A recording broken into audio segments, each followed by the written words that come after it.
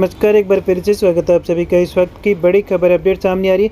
महाराष्ट्र के बाद झारखंड पर असदुद्दीन ओवैसी की नज़र। एआईएमआईएम का धमाका बढ़ाएगी महागठबंधन की टेंशन। राजनीतिक गलियारों में चर्चाएं हो गई है तेज। महाराष्ट्र महानगर पालिका चुनाव में जबरदस्त प्रदर्शन करने के बाद असदुद्दीन ओवैसी की पार्टी एआईएमआईएम का अगला लक्ष्य झारखंड है। एआईएमआईएम की ओर से झारखंड निकाय चुनाव लड़ने का ऐलान करने से इंडिया ब्लॉक टेंशन में आ गया है। झारखंड निकाय चुनाव का ऐलान हो गया है। प्रदेश के सभी 48 निकायों में 28 फरवरी को वोट डाले जाएंगे और 27 फरवरी को नतीजे सामने आ जाएंगे। राज्य निर्वाचन अधिकारी अलका तिवारी ने बताया कि निकाय चुनाव में मतदान ईवीएम से नहीं बल्कि बैलेट पेपर से कराया जाएगा। इसके अलावा पुरानी मतदाता सूची के आधार पर चुनाव होगा। इस चुनाव के लिए कुल 4304 मतदान केंद्र बनाए गए हैं। कुल वोटर 43,33,574 वोट डालेंगे, जिनमें 25 लाख पुरुष, 21 लाख महिला और 144 थर्ड जेंडर के वोटर हैं। 9 जनवरी से 4 जनवरी तक नामांकन की प्रक्रिया शुरू होगी। स्क्रूटनी की समीक्षा 5 फरवरी को होगी और 6 फरवरी तक कैंडिडेट अपना नाम वापस ले सकते हैं। 7 फरवरी को सभी प्रत्याशियों को चुनाव चिन्ह आवंटित कर दिया जाएगा। निकाय चुनाव का बिगुल बजते ही सभी राजनीतिक दलों ने इसके लिए कमर कस ली है। राज्य की झारखंड मुक्ति मोर्चा, कांग्रेस, भारतीय जनता पार्टी, आजसू और राजद के अलावा एक और दल है जो सभी दलों के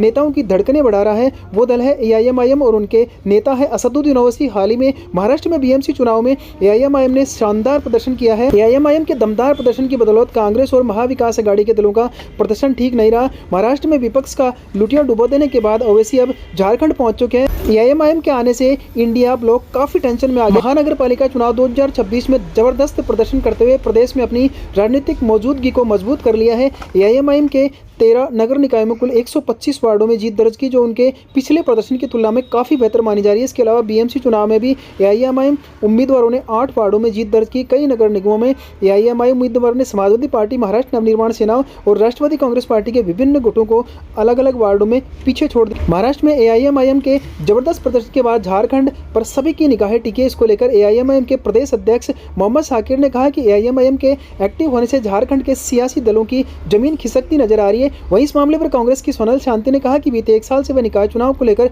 लोगों के बीच में थे और अब तारीखों की घोषणा हो गई है, तो एक रणनीति के तहत वह चुनाव मैदान में आ रहे हैं। कांग्रेस में बीजेपी पर बड़ा आरोप लगाते हुए कहा कि पहले जितने भी निकाय और निगमों में बीजेपी के लोग थे, उन्होंने उन निकायों की हालत बुरी कर दी है। इसलिए इस बार हमारी जिम्मेदारी और बढ़ जाती है। जिस तरीके से राज्य सरकार बीते 6 वर्षों में अपना काम कर रही है, हमें उम्मीद है कि आने वाले निकाय चुनाव में भी हमें उनका पूरा समर्थन मिलेगा। वहीं बीजेपी के अजय शाह ने कहा कि तमाम बहाने के बाद भी झारखंड हाईकोर्ट और भारतीय जनता पार्टी के आगे राज्य सरकार झुकी और आखिरकार चुनाव के तारीखों की घोषणा कर दी गई।